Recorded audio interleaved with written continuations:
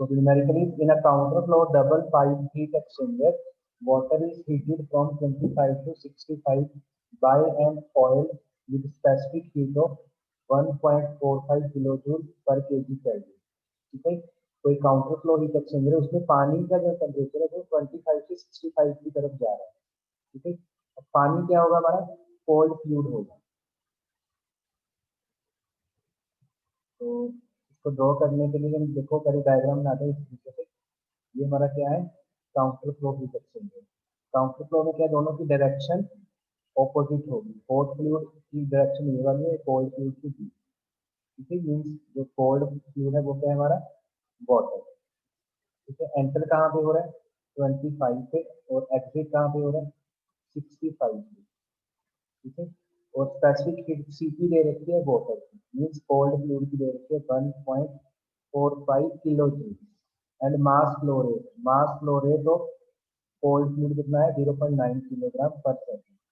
The oil is cooled from 230 degree to 160, means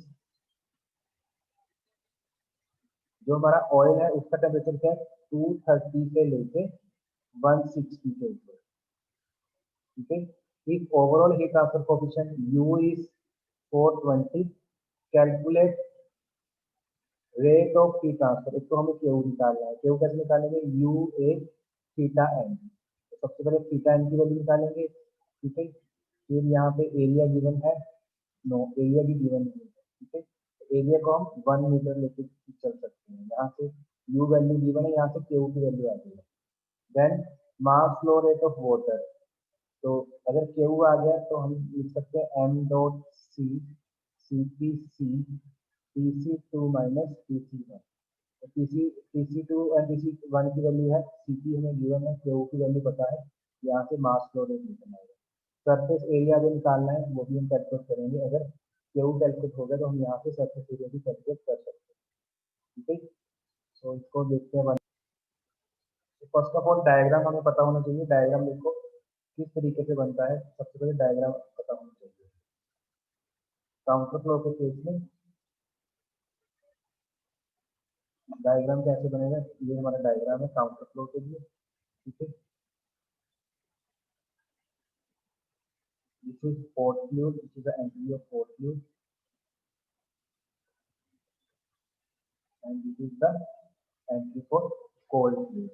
ये हमारा है TH1, this is TH2, this is PC1, this is PC2।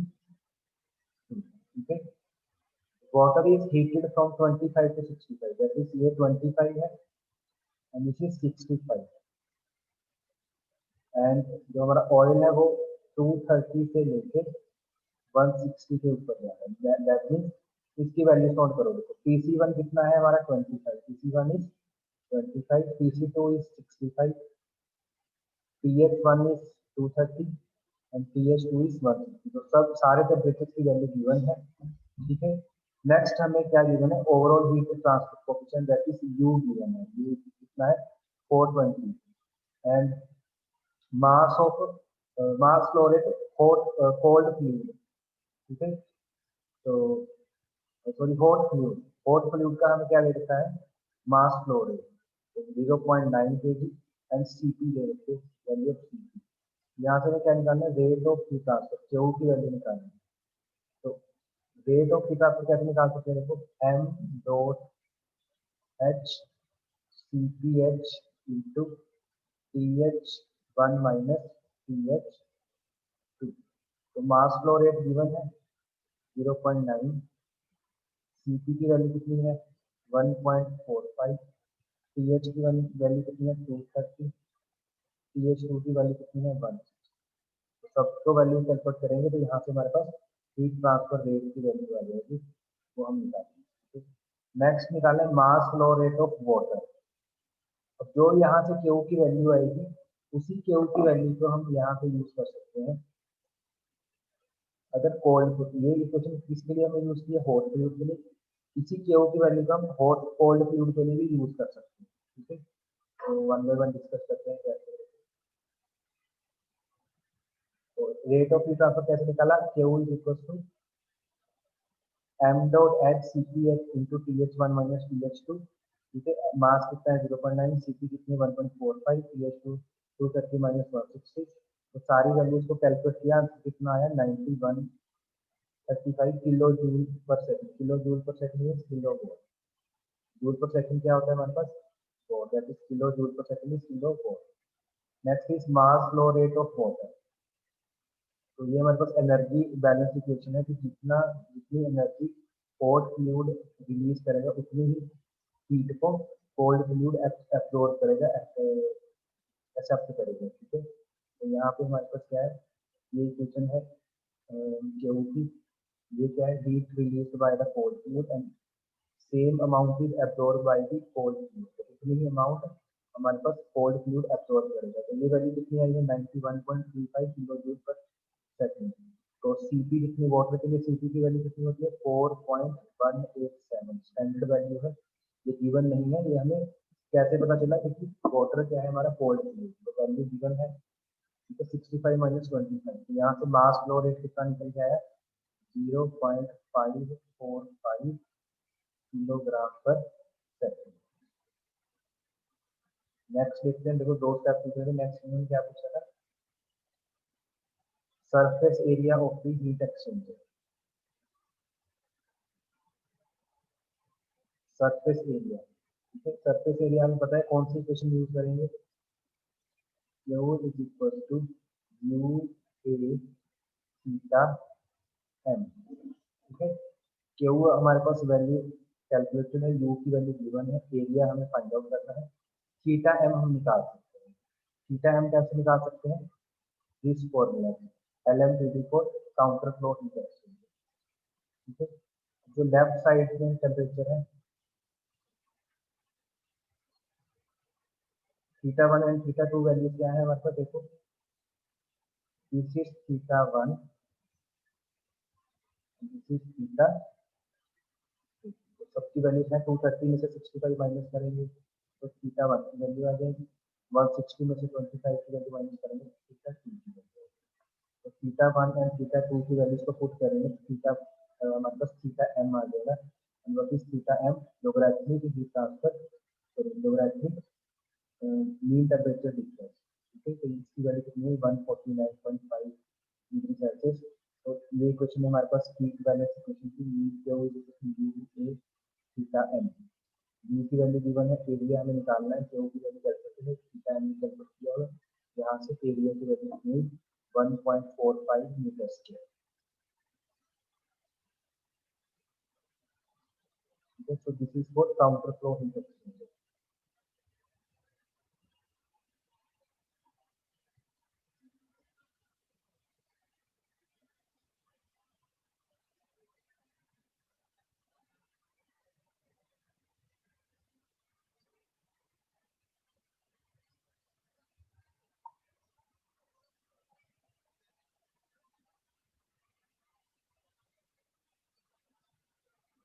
Next question देखो, a counter flow double pipe heat exchanger using superheating steam is used to hot water at a rate of 10500 kilogram per hour.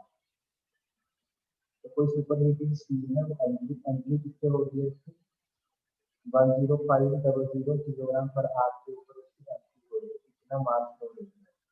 Steam enter the heat exchanger at 150। सबसे पहले हमें क्या करना है, counter flow देखो, given क्या है counter flow. Counter flow के लिए this is the direction for hot fluid and this is the direction for cold fluid, ठीक है। स्टीम की एंट्री किस टेम्परेचर के ऊपर है 180 के ऊपर, और लीव्स एट 130, कितने टेम्परेचर के ऊपर लीव हो रहा है, ठीक है।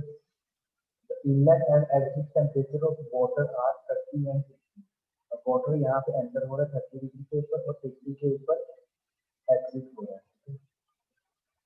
If overall heat transfer coefficient from steam to water is U की वैल्यू गिवन है 814 watt per liter square degree Celsius, calculate the heat transfer area, area निकालना है। इक्वेशन कौन सी यूज करनी है, Q is equals to U A theta M। तो U value given है, Q हम निकाल सकते हैं, एरिया फाइंड आउट करना है, थीटा M भी निकाल सकते हैं। इक्वेशन से हम एरिया निकालेंगे।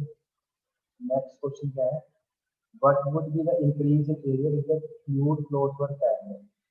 तो अगर इन्हीं फ्लूइड्स को, यही सेम टेम्परेचर वाले फ्लूइड्स को हम पैरेलल फ्लो में रखें तो एरिया में कितना चेंज आएगा, एरिया हमारा जो है डिक्रीज होगा या इंक्रीज होगा वो हमें चेक करना पड़ेगा, वही इसका सोल्यूशन है। But would be the increase in area, कितना एरिया इंक्रीज होगा अगर हम पैरेलल फ्लो डिटेक्शन में यूज करते हैं सेम टेम्परेचर से। पहले काउंटर फ्लो के लिए करना है, फिर पैरेलल फ्लो के लिए करेंगे, दोनों को कंपेयर करेंगे। अब फोर्थ फ्लूइड जो है हमारा उससे मास फ्लो रेट कितना है 102500, जिसको केजी पर आर है, केजी पर सेकंड में हमें इसको कन्वर्ट करना है। 3600 से डिवाइड करेंगे तो कितना आएगा 2.917 केजी पर second. and this is pH1, this is pH2, दोनों टेम्परेचर T1 है, 180 पे एंट्री हो रही है और 130 पे एग्जिट हो रही है। वाटर के इंलेट टेम्परेचर एग्जिट टेम्परेचर क्या है 30 है। तो सबसे पहले इस वैल्यू क्या है हमारी थीटा 1, कितना है थीटा 1 180 में से 50 माइनस करेंगे 100 और 130 में से थीटा 130 में से 30 माइनस किया 100। थीटा 1 एंड थीटा 2 इक्वल है इसके 100 डिग्री। तो हमने लास्ट टाइम में डिस्कस किया था अगर थीटा 1 एंड थीटा 2 इक्वल है तो थीटा एम क्या आएगा 100 डिग्री। चाहे आप सोल्व भी करके देख लो। सोल्व कैसे करोगे, theta 2 minus theta 1 divided by natural log theta 2 divided by theta 1। ठीक है, इसके साथ अगर डिवाइड भी करोगे आप 100 माइनस 100 और नेचुरल लॉग 100 डिवाइडेड बाय 100, तो आंसर इसका 100 ही आएगा।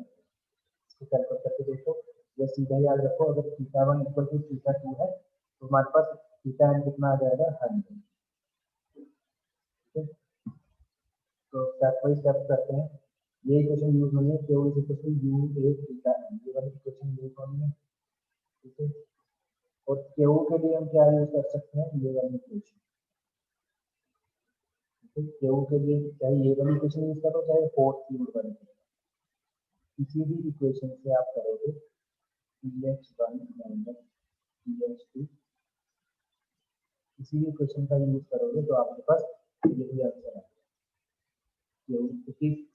क्यू है that is equal to this equation और फॉर दिस इक्वेशन आल्सो, दोनों के लिए क्यू की वैल्यू जो है सेम इक्वल टू किसके है यू ए थीटा। तो यहाँ से हमारे पास किसकी वैल्यू आ जाएगी एरिया की दैट इज 7.5 मीटर स्क्वायर। तो जब हमारे पास काउंटर फ्लो एरिया सिलेंडर है तो ये हमारे पास कितनी वैल्यू आई 7.5 metre square when the flow is parallel. दोनों को कंपेयर करना है, पहले हमें काउंटर फ्लो के लिए एरिया निकालना जाती है 7.5 मीटर। अब पैरेलल फ्लो के लिए निकालेंगे। ठीक है, अब पैरेलल के लिए देखो दोनों में कंपेयर करो।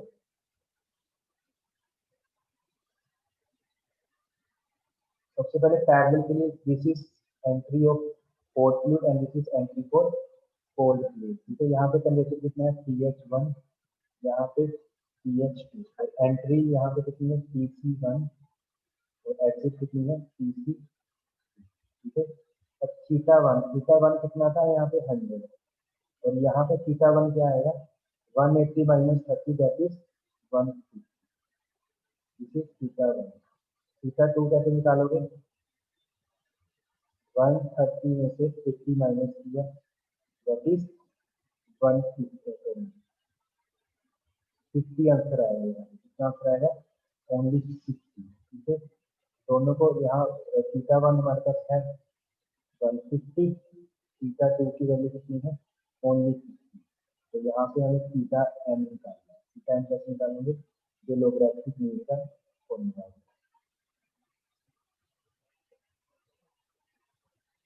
ठीक है, तो यहाँ से हमारे पास क्या है थीटा 1 की वैल्यू कितनी है 150, थीटा 2 की वैल्यू कितनी है 50, natural log theta 1 upon theta 2 150 upon 50 divided by 91.5। Equation क्या है क्यू की, यू ए थीटा एम। तो क्यू हमारा कितना आया था, अगर इसको हम सोल्व करेंगे इस वैल्यू को, तो यहाँ से किसकी वैल्यू आ जाएगी, क्यू। सेम वैल्यू निकलेगी क्यू। ठीक है, अगर यहाँ से हम एरिया निकालेंगे तो एरिया की वैल्यू कितनी है, 8.24 मीटर स्क्वायर। तो इंक्रीज कितना हो रहा है, देखो इनिशियल कितना था, इतना इंक्रीज होकर कितना हो रहा है, 8.25। तो परसेंटेज कैसे निकालते हैं, final value minus initial value divided upon initial value. तो फाइनल वैल्यू कितनी है, 8.2524, इनिशियल कितनी थी, 7.5, डिवाइडेड बाय इनिशियल वैल्यू कितनी थी, 7.5, दोनों को डिवाइड करेंगे 9.87। तो इसका मीनिंग क्या है कि अगर हम यहाँ से क्या चीज आइडेंटिफाई हुई, कि अगर हम सेम टेम्परेचर के लिए parallel flow heat exchanger use करेंगे तो वो बड़ा उसका जो एरिया है वो बड़ा आएगा। मीन्स जो पैरेलल फ्लो हीट एक्सचेंजर है वो ज्यादा एरिया को कवर करेगा as compare to the counter flow heat exchanger. जो काउंटर फ्लो हीट एक्सचेंजर है वो एरिया कम कवर करता है as compare to the parallel flow heat exchanger. Same temperature के लिए अगर टेम्परेचर चेंज करेंगे फिर इफेक्ट कुछ और पड़ सकता है, बट सेम टेम्परेचर के लिए क्या होगा, पैरेलल फ्लो है जो वो उसका एरिया क्या होगा, ज्यादा होगा as compare to the counter flow heat exchanger.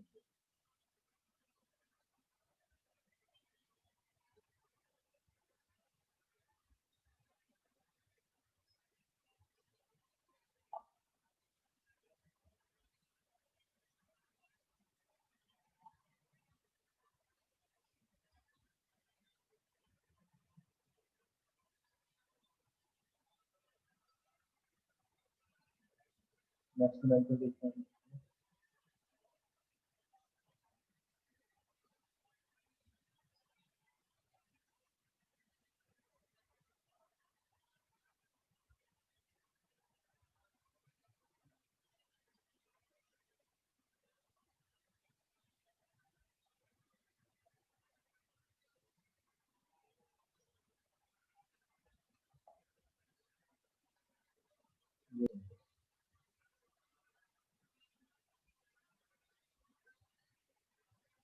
ये तक कोई डाउट है तो बताओ।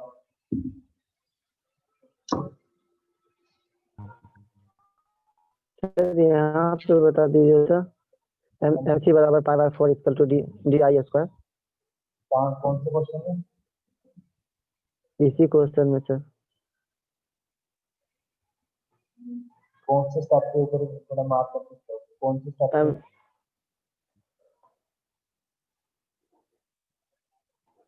ये बता सर।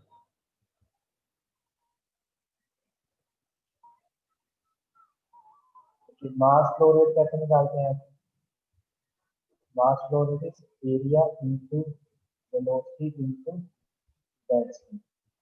एरिया की यूनिट क्या आएगी, मीटर स्क्वायर, वेलोसिटी की मीटर पर सेकंड, डेंसिटी की किलोग्राम पर मीटर क्यूब। तो मीटर क्यूब से ये कैंसिल हो जाएंगे तो वैल्यू किसकी आई, मास फ्लो रेट। और नंबर ऑफ पासेस कितने हैं वो साथ में मल्टीप्लाई कर सकते हैं। नंबर ऑफ पासेस कितने हैं हमारे पास, number of tubes in each pass, मतलब एक ट्यूब में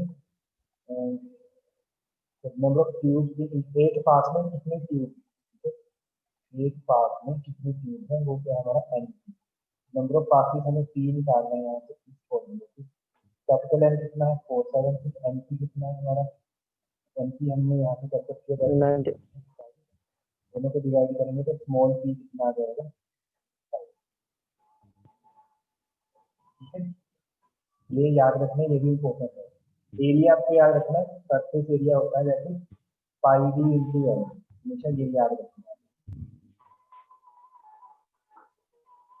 ओके सर। कोई और डाउट हो,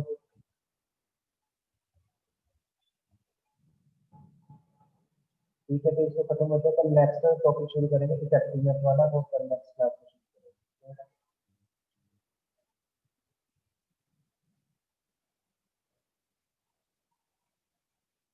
ठीक है, थैंक यू।